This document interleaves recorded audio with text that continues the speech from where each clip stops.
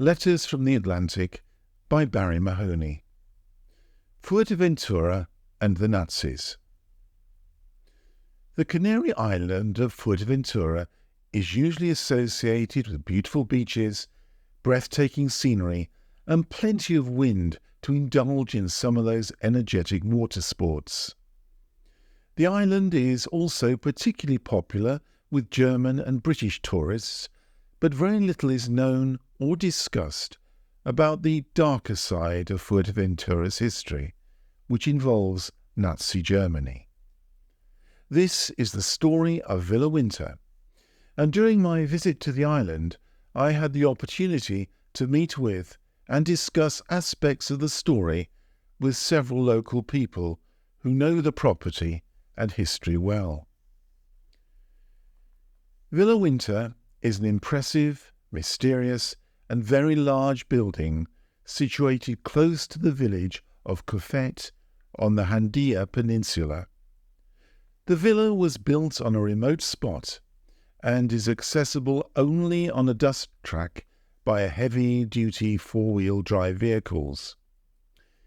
Villa Winter belonged to Gustav Winter, who was a German engineer born in Germany's Black Forest in 1893.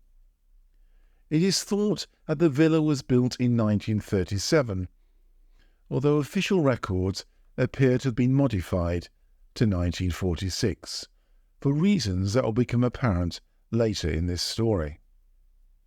The villa has 2 floors, with a tower in the northwestern part of the property, and a balcony at the front. From 1915, Gustav Winter worked for Spain on projects in Gran Canaria and Fuerteventura. In 1937, he signed a lease for the Handia Peninsula from the Conde de Santa Coloma, based in Lanzarote. That same year, Winter left the island for Germany in order to seek funding. In 1939, local people were barred from the peninsula, which was declared a military zone, due to agreements between General Franco and Adolf Hitler. The road to the villa, as well as the villa itself, were built by prisoners of war from the concentration camp at Tafia, which later became the island's airport. The building has vast dark cellars and caves stretching beneath it, and includes a large tower that looks out to sea. It's often suggested that it was built to act as a watchtower for sightings of possible aircraft landings at the nearby airfield, as well as a beacon for submarines. Intriguingly, the tower still contains evidence of an enormous fuse box, indicating that large, power-hungry equipment was used in the tower. There is well-documented evidence of submarines sighted around the Canary Islands during the Second World War, and between March and July 1941, submarines visited the harbour of Las Palmas de Gran Canaria a number of times.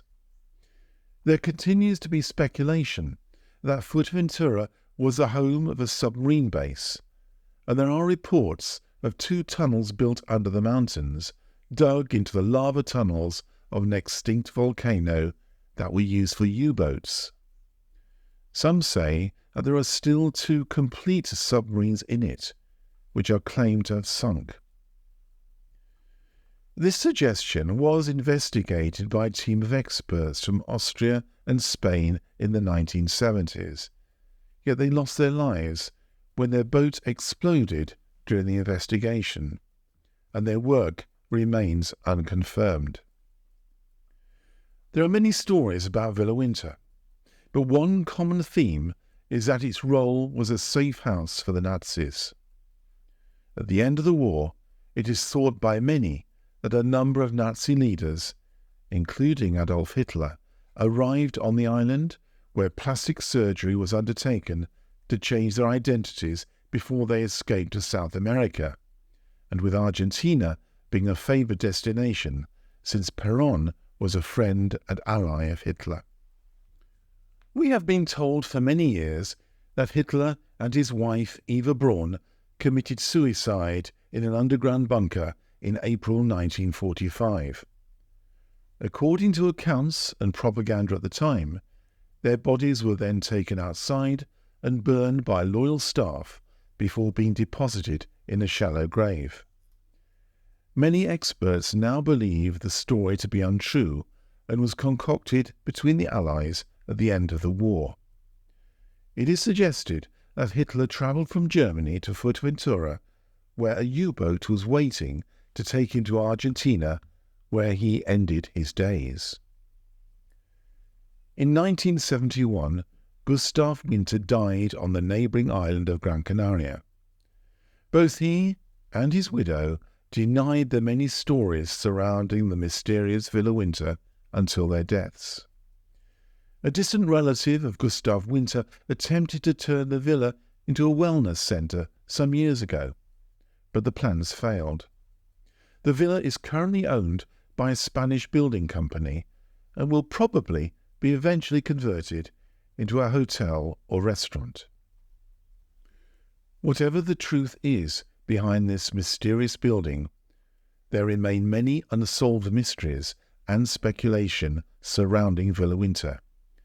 Many inconsistencies and secrecy remain. I hope you enjoyed this letter. This is part of the book Footprints in the Sand, published by Barrie Mahoney. Thank you for listening.